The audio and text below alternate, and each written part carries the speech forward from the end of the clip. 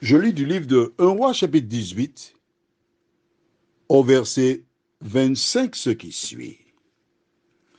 Élie dit au prophète de Baal, « Choisissez pour vous l'un des taureaux, préparez-le les premiers, car vous êtes les plus nombreux, et évoquez le nom de votre Dieu, mais ne mettez pas le feu. »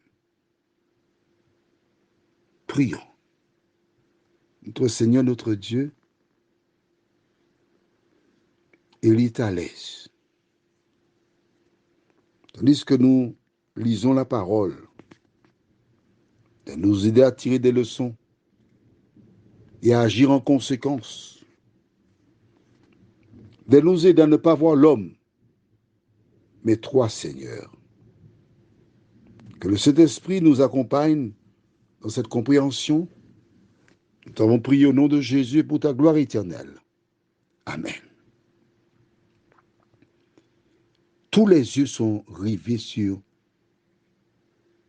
Élie. Si tu as noté avec moi, les prêtres de Baal sont montés, mais ils n'ont jamais ouvert la bouche. Ils n'ont pas parlé. Ils n'ont pas dit un seul mot. Le seul qui s'exprime, c'est Élie.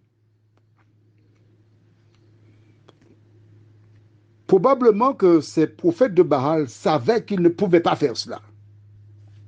Mais ils ne pouvaient pas ne pas y aller.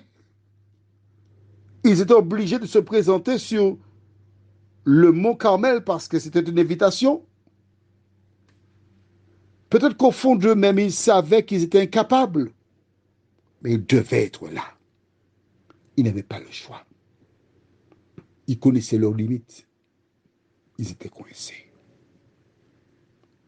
Élie qui parle. Hein? Il n'y a qu'Élie qui parle. Il dit, vous êtes les plus nombreux. Prenez le taureau. Préparez-le. Et Élie se lâche. Pourquoi se lâche-t-il? Parce qu'il était caché. Il a passé 3 années dans la clandestinité. Quand il entendait un chien aboyer ou un bruit quelconque, il était sur le qui-vive pendant 3 ans. Quand des personnes passaient au loin, il se cachait peut-être sous un lit. Et là maintenant, il n'avait plus à se cacher. La tribulation, la peur, la crainte avaient disparu définitivement. Maintenant, il pouvait marcher de long en large. Les prophètes de Baal étaient là. Il pouvait relever la poitrine. Tu sais pourquoi? Parce que l'Éternel était avec lui. Il était un tout petit peu trop à l'aise quand même. Mais c'était la fin du cauchemar, la fin des souffrances. Après nos luttes et nos travaux, un jour, nous connaîtrons ce bonheur d'être enfin libérés. Prions. Notre bon et tendre Père céleste. Les prophètes de Baal sont là.